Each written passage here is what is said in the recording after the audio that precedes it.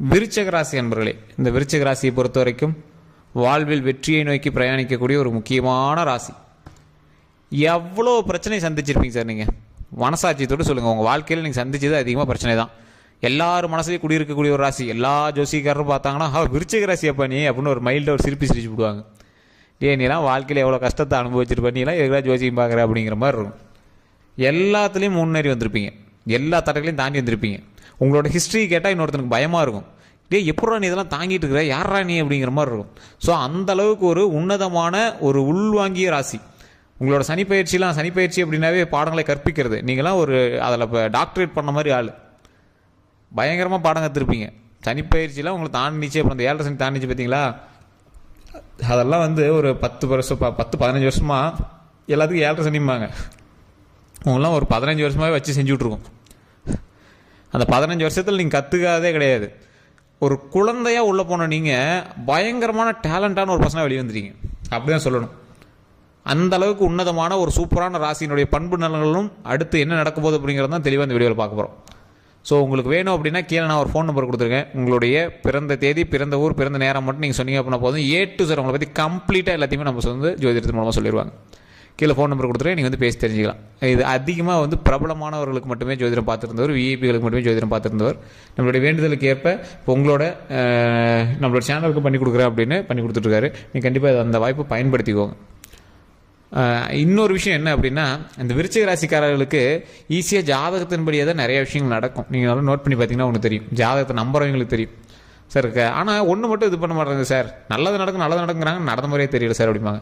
Sir நீங்கள் பட்ட கஷ்டத்தை வேறு ராசிக்காரன் பட்டுந்தான் அப்படின்னா அவன் வாழ்க்கையே வேண்டான்னு இதாயிருப்பான். நீங்கள் பல கஷ்டங்களை தாண்டி உங்கள் உயிரை அப்படியே ஒரு எஜ்ஜிலேருந்து அப்படியே கொண்டு போய் மறுபடியும் உங்கள் உயிரை வந்து உடம்புக்குள்ள கொண்டு வந்து நீங்கள் வந்து வாழ்ந்துட்டுருக்கீங்க. அவ்வளோ பெரிய எஜ்ஜிக்கெலாம் நீங்கள் வந்து போயிட்டு வந்துட்டீங்க. உடல் ரீதியாகவும் சரி, மன ரீதியாகவும் சரி, குடும்ப ரீதியாகவும் சரி, தொழில் ரீதியாகவும் சரி, 0க்கு வந்துட்டு மேலே வந்தீங்க சார். நீங்கள் இது இல்லைன்னு நீங்கள் வந்து எங்கேயோ சொல்ல முடியுமா? இது உண்மை அப்படின்னா கமெண்ட் செக்ஷனில் பண்ணுங்கள். எல்லா இடத்தையுமே நீங்கள் வந்து தொட்டுட்டு வந்துட்டீங்க. அதீத அசிங்கமும் பட்டாச்சு, ஏன்டா வாழ்கிறோங்கிற நிலைமைக்கு வந்துட்டு வந்தாச்சு.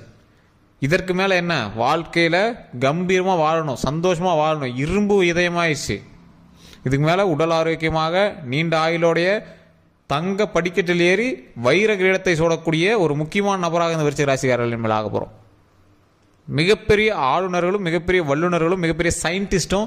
ஒரு ராஜா ஒருத்தர் இருக்காரு அப்படின்னா, அவர் வேற ஒரு ராசிக்காரர் இருக்காரு அப்படின்னா, அந்த ராஜாவை ஆட்டி வைக்கக்கூடிய குரு இருக்காரு பார்த்தீங்களா, அவர் வந்து விருச்சிக ராசியாக இருப்பாங்களாம்.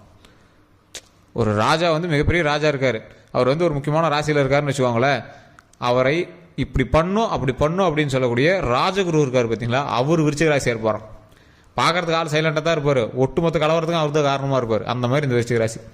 ஒரு 100 பேர் இருக்கிறான் அப்படின்னா அந்த இடத்துல மிகப்பெரிய கலவரமே வெடிக்குது அப்படின்னா அது முக்கியமான காரணம் பின்னாடி ஒரு ஆள் நிற்பான். கூட்டத்தில் ஒருவனால இல்லை, அந்த கூட்டமே அந்த ஒருவனால தான் இருக்கும். அவன் தான் விருச்சிக ராசிக்காரன். இந்த விருச்சிக ராசிக்காரர்கள் வந்து ஒரு சின்ன ஃபயர் தான். அந்த தேல் கடிச்சா எப்படி இருக்கும் அந்த மாதிரி இருக்கும் வார்த்தைகள். ஒருத்தர்கிட்ட இவங்கெல்லாம் சண்டைக்கு வந்தாங்க அப்படின்னா பேச்சினாலேயே இங்கே வந்து அழுதுருவாங்க. விருச்சிக ராசிக்காரரோட கணவன் மனைவி யாராவது இருந்தீங்க அப்படின்னா நீங்கள் கமெண்ட் செக்ஷனில் பார்த்து விடுங்க. அந்த ஆள் பேசுறதுலேயே போதும் சார், அப்படி டென்ஷன் ஆகி போயிரு சார், அவ்வளோ கோவம் வரும் சார் அப்படிம்பிங்க. விருச்சிக ராசிக்காரெல்லாம் தொழிலில் பார்ட்னர்ஸே அவ்வளோ இருக்க மாட்டாங்க. ஏன்னா வீட்டில் இருக்கிற பார்ட்னரே என்கிட்ட பயந்து தான் இருந்தாகணும். யார் சார் அந்த மனுஷன்லாம் பேசுவான், யார் சார் அந்த மாதிரிலாம் பேசுவான் அப்படிங்கிற மாதிரி தான் இருக்கும். ஒரு எப்படி சொல்கிறது, தேல் போன்ற ராசி. ஆனால் உள்ளுக்குள்ளே அவ்வளோ பாசம், ஈரமான இதயம், நல்லது செய்யறதுல அள்ளி கொடுப்பாங்க. இது தேவையில்லாத விஷயத்துக்கெல்லாம் செலவு பண்ணுவார். அவருக்கு பிடிக்கல அப்படின்னா சல்லி பைசா எடுத்து கொடுக்க மாட்டார். என்ன இது பார்த்துக்கலாம் அப்படிங்கிற மாதிரி. ஒரு பெரிய ஒரு எப்படி சொல்கிறதுங்க, ஒரு பெரிய ஒரு எந்த ஒரு விஷயம் எடுத்தாலும் டீப்பாக போயிடுவார். அதை பற்றி பெருசாக அசால்ட்டாக விட்டுருவார், அழட்டிக்க மாட்டார். பார்த்துக்கலாம். நிறைய கடன்கள் இருக்க தான் செய்யும். அதற்கு ஏற்றாறு போல் சொத்துக்கள் இருக்கும், அதற்கு ஏற்றாறு போல் சொத்துக்கள் உருவாகிட்டு இருக்கும். ஊருக்குள்ளே நல்லா மரியாதை இருக்கும். இப்போ நீங்கள் உங்களுக்கு மரியாதை இல்லை அப்படின்னு நீங்கள் நினச்சிட்டு இருக்கீங்க அப்படின்னா இன்னும் 1 வருடம் கழித்து இந்த வீடியோ பார்க்கும்போது உங்களுக்கு தெரியும். இன்னும் 1 வருடம் கழித்து நான் வீடியோ போடுவேன், அப்போவும் நீங்கள் பாருங்கள். ஆமாம் சார், 1 வருஷம் முன்னாடி நீங்கள் சொன்னீங்க சார், அதற்கு போல் மரியாதை ஓரளவுக்கு உருவாயிட்டு தான் சார் இருக்கு, எனக்கு நல்லா தெரிய ஆரம்பிங்க சார் அப்படிம்பிங்க.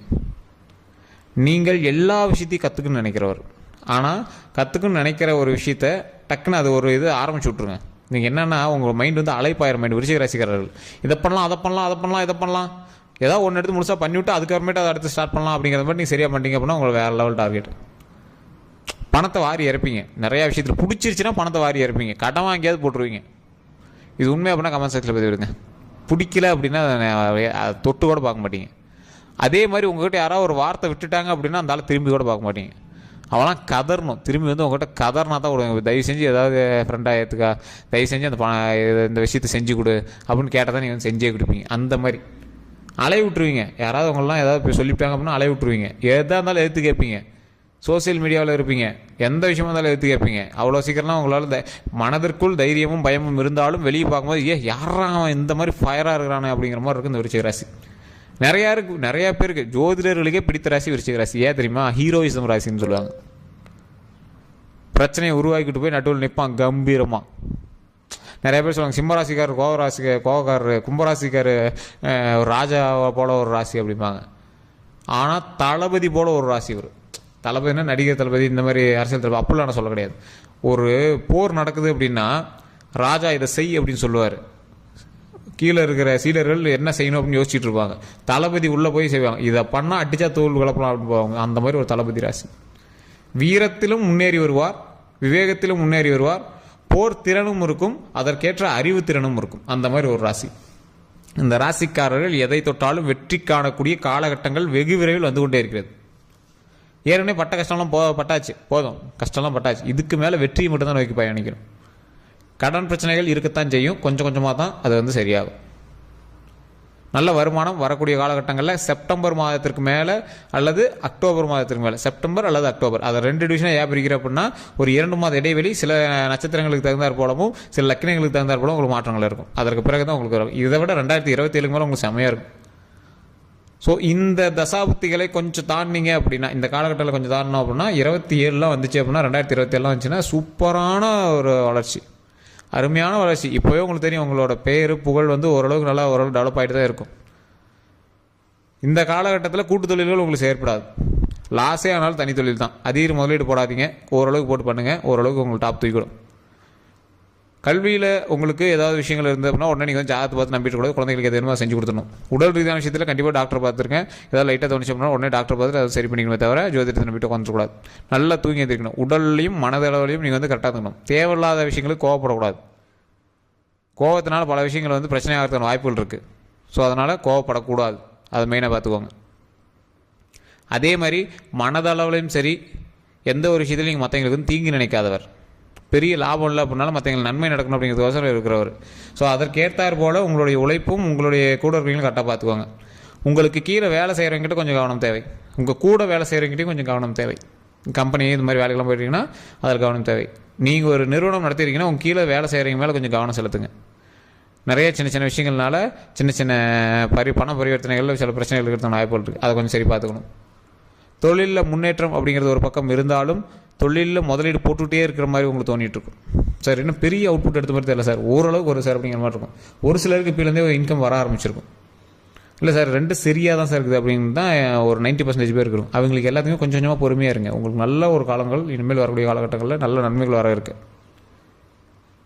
இது மட்டும் இல்லாமல் நிறைய மல்டி தொழில் பண்ணிகிட்டு இருப்பீங்க. நீங்கள் வந்து ஒரு 3-4 தொழில் பண்ணுவீங்க. 2027 அப்புறம்லாம் உங்களுக்கு ஃப்ரீ டைமே கிடைக்காது. சார் என்ன சார் ஃப்ரீ டைமே கிடைக்க மாட்டேன் சார், கொஞ்சம் நேரம் தூங்கி இருக்கலாம், படம் பார்க்கலாம், ஜாலியாக இருக்கலாம், ஏதாவது ஒரு வெப் சீரிஸ் பார்க்கலாங்கிறதோ டைம் கிடைக்க மாட்டேங்க சார், என்ன சார் இப்படி இருக்குது அப்படிங்கிற அளவுக்குலாம் உங்களுக்கு நிறைய வேலைகள் வந்துகிட்டே இருக்கும். அந்தளவுக்கு பணம் வருமானம் இருக்கும், அந்தளவுக்கு பேர் புகழ் உங்களுக்கு இருக்கும். ஸோ அதற்கு தகுந்தாற் போல் இப்போ நீங்கள் ஸ்டெப் எடுத்திங்கன்னா தானே சார் இன்னொரு 2 வருஷம் கழிச்சு அவுட்புட் நல்லா கிடைக்கும். இப்போ நீங்கள் நல்ல ஸ்டெப்பாக எடுங்க. தூங்கிட்டு இருக்கக்கூடாது. இந்த விருச்சிக ராசிகள் உட்காந்தாரு அப்படின்னா அப்படி ஜாலியாக உட்காந்துவார். வேலை பார்த்தார் அப்படின்னா பயங்கரமாக வேலை பார்ப்பார். வச்சா சோம்பேறி, எந்திரிச்சா அறிவாளி, அந்த மாதிரி தான். ஸோ அதனால் நீங்கள் எப்போவுமே சுறுசுறுப்பாகவே இருக்கிறது ட்ரை பண்ணுங்கள், பிஸியாகவே இருக்க ட்ரை பண்ணுங்கள். நீங்கள் சும்மா உட்காந்திங்க அப்படின்னா உங்கள் மூளை வந்து கண்டதையும் யோசிக்கும். இந்த விருச்சிக ராசி அப்படி மன ரீதியாகவும் சரி தானாகவே பேசுவாங்க. அந்த விருச்சிக ராசிக்காரெலாம் நீங்கள் பார்த்தீங்க அப்படின்னா மனதுக்குள்ளேயே குழம்புவாங்க, தானாக பேசிடுவாங்க. ஒவ்வொரு டைமு வார்த்தைகள் வளரிடும். இதெல்லாம் நீங்கள் கமெண்ட் செக்ஷனில் உண்மை அப்படின்னா உண்மைன்னு கமெண்ட் பண்ணுங்கள். அப்போ தான் தெரியும் இது உண்மையாக இல்லையான்னு. ஸோ இந்த ராசிக்காரர்கள் ஃப்ரீயாகவே விடாதீங்க. மைண்ட் அதுக்கு தகுந்த மாதிரி வேலை செய்யுங்க. நல்லா தூங்கி எந்திரிங்க. உடல் ஆரோக்கியம், உடலுக்கு தேவையான வேலைகள் செய்யுங்க. இந்த விருச்சிக ராசிகள் ரொம்ப பாடியெல்லாம் இருக்க மாட்டாங்க, ஓரளவுக்கு பாடியாக இருப்பாங்க. கரெக்டாக ஒரு ஒல்லியாவோ ஓரளவுக்கு பாடியாக இருப்பாங்க. ஸோ உடல் ரீதியாக எந்த உபாதைகளும் வரதுக்கான சான்ஸ் இல்லை. அப்படி இருந்தது அப்படின்னா உடனே டாக்டர் பார்த்துருங்க. மற்றபடி எந்த விஷயத்தையும் நீங்கள் வந்து பெருசாக மைண்டில் போட்டு இது பண்ணிக்கூடாது. நல்லா தூங்கி எந்திரிக்கணும். வண்டி வாகனங்களில் கவனம் தேவை, அதை தெளிவாக பார்த்துக்கோங்க. முன்னோர்கள் வழிபாடு கண்டிப்பாக தேவை, குலதெய்வ வழிபாடு கண்டிப்பாக தேவை, முருகர் வழிபாடு கண்டிப்பாக தேவை. அது எப்பயும் போல் நீங்கள் வந்து ஃபாலோ பண்ணிக்கலாம். மற்றபடி சூப்பராக இருக்கு. நீ வரக்கூடிய காலகட்டங்கள் கொஞ்சம் கொஞ்சமாக தான் நடக்கும். எடுத்தோடனே வரும் அப்படின்னா நீங்கள் எதிர்பார்க்காதீங்க. கொஞ்சம் கொஞ்சமாக தான் உங்களுக்கு வந்து ஸ்டெப்பாக தான் நடக்கும்.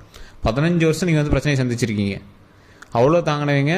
இப்போ சந்தோஷம் கிடைக்க போகுது, அதுக்கோசரம் கொஞ்சமாக அப்படியே கொஞ்சம் கொஞ்சமாக தான் கிடைக்கும். உடனே டக்குன்னு அள்ளி கொடுக்க மாட்டாங்க, கொஞ்சம் கொஞ்சமாக கிடைக்கும். அப்படியே பொறுமையாக பிடிச்சோம்னா பெரிய விஷயத்தை நம்ம வந்து அச்சீவ் பண்ணிடலாம். மிகப்பெரிய மகிழ்ச்சி நமக்கு காத்திருக்கு, மிகப்பெரிய சந்தோஷங்கள் நமக்கு காத்துட்ருக்கு. ஸோ அதனால் எந்த ஒரு விஷயத்தை பண்ணாலும் யோசித்து பொறுமையாக பண்ணுங்கள். வெற்றிக்கான ஸ்டெப்பு இப்போ எடுத்து வைங்க.